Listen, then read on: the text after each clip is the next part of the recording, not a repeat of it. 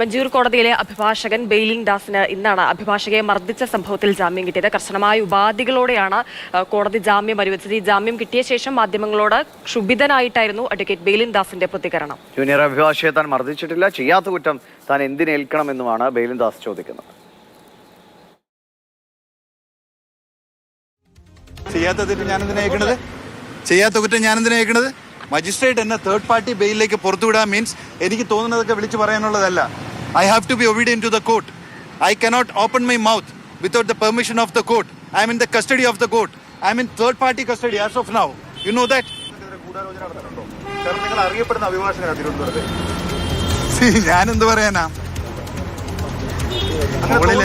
മുകളിലെല്ലാം കണ്ടുകൊണ്ട് ഒരാളിരിപ്പുണ്ട്. He knows everything. അതിലെന്താ സംശയം? Once I am innocent, that has to be proved. അതിന്റെ പുറകിൽ പ്രവർത്തിച്ച ആരായാലും എല്ലാവരും പുറത്തു വരും, including all the dignitaries. I won't leave anyone. What doubt on that? I have never done that. പെൺകുട്ടി ആരോപിക്കുന്ന ഒരു കാര്യങ്ങളുണ്ട്. താങ്കളെ ഇത്രയും അധികം സംരക്ഷിച്ചത് ബാർ അസോസിയേഷൻ ആണ്. അത് താങ്കളുടെ സ്വാധീനം. I deny all those things. I don't know anything regarding that. നിങ്ങൾക്ക് ചെയ്യാൻ ഈ നാട്ടിൽ ഒരുപാട് കാര്യങ്ങളുണ്ട്. Just go and bother about all those things. ഈ സില്ലി കേസിന്റെ പുറകെ നടക്കരുത്. People are being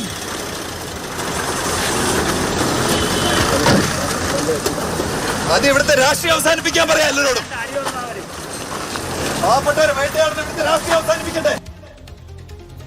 വളരെ ക്ഷുഭിതനായിട്ടുള്ള പ്രതികരണമാണ്. താനത് തെറ്റ് ചെയ്തിട്ടില്ല, മുകളിലെല്ലാം കണ്ടുകൊണ്ട് ഒരാൾ ഇരിക്കുന്നുണ്ടല്ലോ എന്നതാണ് ബെയിലിൻ ദാസിന്റെ പ്രതികരണം. രാഹുൽ ജി നാഥ് വിവരങ്ങളുമായുണ്ട്. രാഹുൽ, അദ്ദേഹത്തിൻ്റെ തന്നെ ജൂനിയർ അഭിഭാഷകയാണ് ഇങ്ങനെ ഒരു പരാതിയുമായി വന്നത്. അവരുടെ പ്രതികരണം നമ്മൾ കണ്ടാണ്. അവരുടെ മുഖത്തെ മർദ്ദനമേറ്റ പാടുകൾ കണ്ടതാണ്. ഇപ്പോൾ ബെയിലിൻ പറഞ്ഞു താൻ അങ്ങനെ ചെയ്തിട്ടില്ല എന്ന്. അദ്ദേഹത്തിൻ്റെ ഭാഗം ന്യായീകരിക്കാനും അദ്ദേഹത്തിന് അവകാശമുണ്ട്. എന്താണ് സംഭവിച്ചത്? എന്തൊക്കെ ഉപാധികൾ ഈ ജാമ്യത്തിനുണ്ട്? വിവരങ്ങൾ.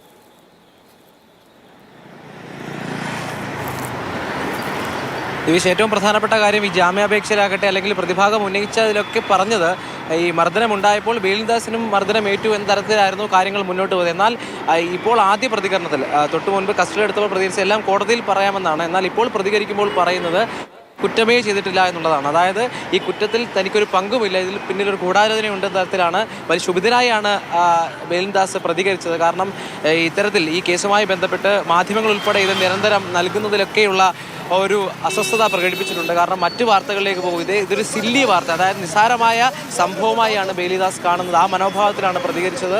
ജയിലിൽ നിന്ന് പുറത്തിറങ്ങിയ ഉടനെ തന്നെ കൂടുതൽ കാര്യങ്ങളിൽ പ്രതികരണമില്ല, കാരണം കോടതിയുടെ മുന്നിലുള്ള കേസ് അതുകൊണ്ട് പ്രതികരിക്കുന്നില്ല എന്നുള്ള തരത്തിലും പ്രതികരിച്ചിട്ടുണ്ട്. എന്തായാലും ബാർ കൗൺസിലുമായി ബന്ധപ്പെട്ട കാര്യങ്ങൾ മറുപടി പറയാൻ തയ്യാറായില്ല. എന്തായാലും ഈ കേസിൻ്റെ വിചാരണ തുടരുന്നതുകൊണ്ട് പ്രതികരണം ഇനിയില്ല എന്ന് പറയുന്നു. അപ്പോഴും ക്ഷുഭിതനായി പ്രതികരിക്കുകയാണ്.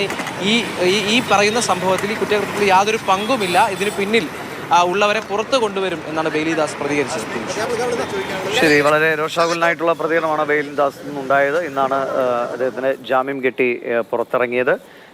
തൻ്റെ തന്നെ ജൂനിയർ അഭിഭാഷകയായ ഷാമിലിയെ മർദ്ദിച്ചു. മുഖത്ത് വലിയ തോതിൽ മർദ്ദനമേറ്റപ്പാട് ഷാമിലി എല്ലാവരുടെയും മുന്നിൽ കാണിക്കുകയും ചെയ്താണ്. തുടർന്നാണ് ഈ കേസ് ഉണ്ടാവുകയും പിന്നീട് അദ്ദേഹത്തെ റിമാൻഡ് ചെയ്യുകയും ഇന്ന് ജാമ്യം ലഭിക്കുന്ന സാഹചര്യമൊക്കെ ഉണ്ടായത്.